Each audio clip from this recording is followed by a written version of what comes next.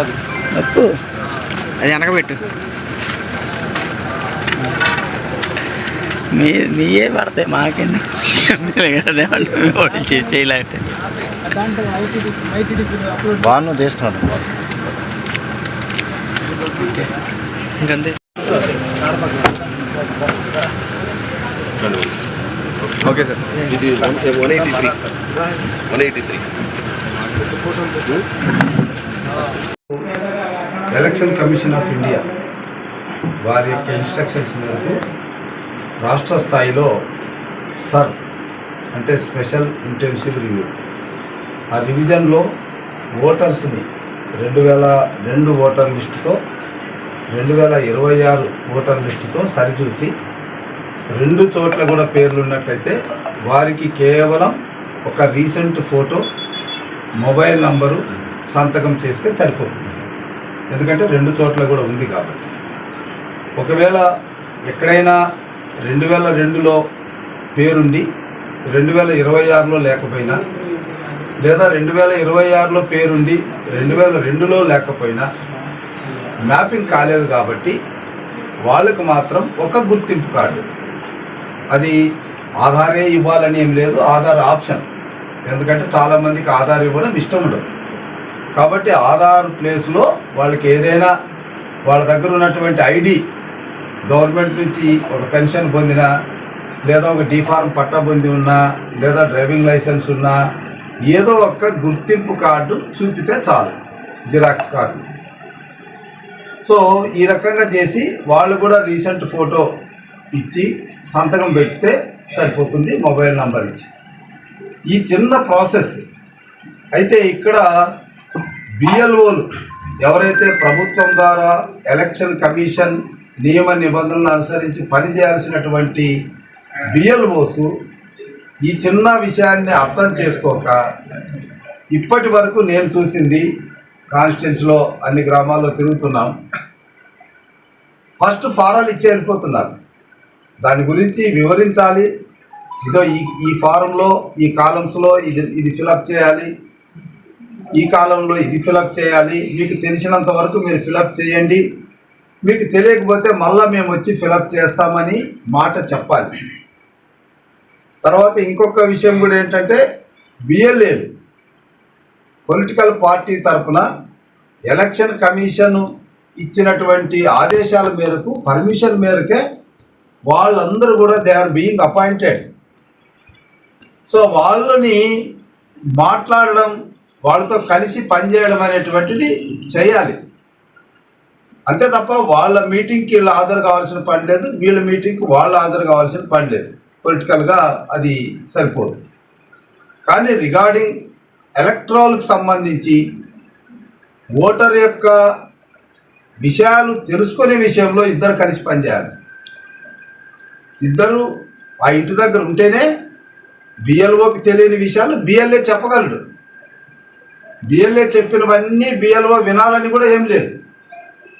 కాబట్టి ఇద్దరు ఒకరికొకరు సమన్వయం చేసుకుంటూ ఆ ఇంటికి వెళ్ళినప్పుడు ఆ వివరాలు అప్పటికప్పుడే రాస్తే బాగుంటుంది.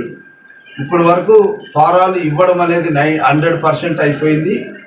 కానీ ఫారాలు నింపి తిరిగి తీసుకొని డిజిటలైజ్ చేయడం మాత్రం 10% కూడా మించలేదు.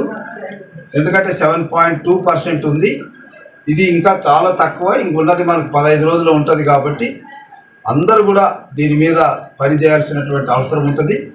అదేవిధంగా ఓటర్లు ఈరోజు మేము వెళ్ళాం, ముట్లూరుకి వెళ్ళాం, సంబరాలుగా అసలు ఈ కార్యక్రమాన్ని చేసుకుంటున్నారు, ఒక పండగ వాతావరణంలో ఉంది.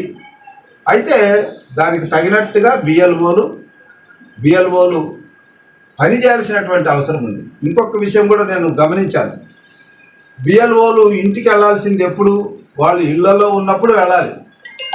పల్లెల్లో జనరల్గా పత్తిపాడు నియోజకవర్గం గ్రామీణ ప్రాంతానికి సంబంధించింది.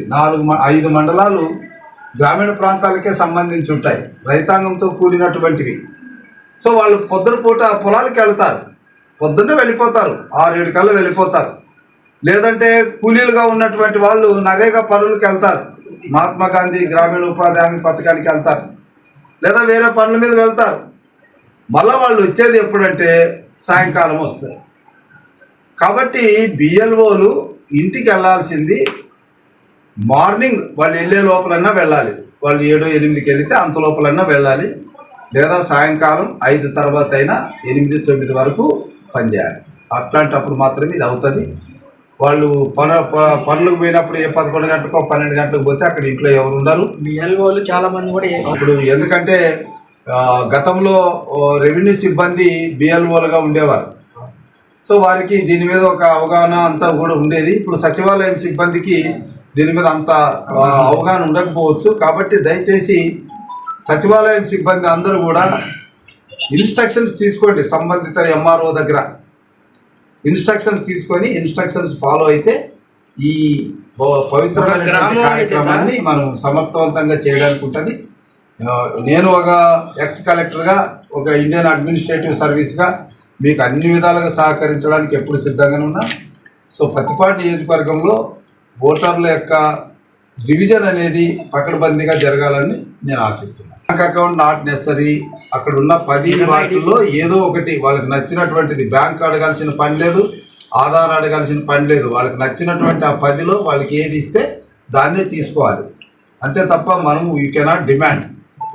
కొంతమంది బిఎల్ఓలకి కనీసం మళ్ళీ తక్కువ వాళ్ళ అపాయింట్మెంట్ అప్పటి నుంచి కూడా వాళ్ళ సర్వీసెస్ని పకడ్బందీగా ఉపయోగించుకునే విషయంలో వైసీపీ ప్రభుత్వం పూర్తిగా ఫెయిల్ అయింది.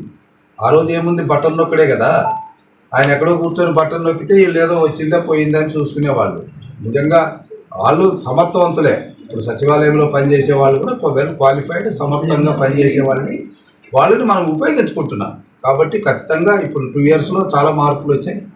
తప్పకుండా వాళ్ళలో కూడా మార్పు వస్తుంది. ఖచ్చితంగా పనిచేస్తాం. డేట్ ఏమైనా పెంచమనేది మొత్తం ఎంటైర్ ఇండియాకి సంబంధించింది కాబట్టి మనకు చేసేస్తాం, షూర్గా చేస్తాం.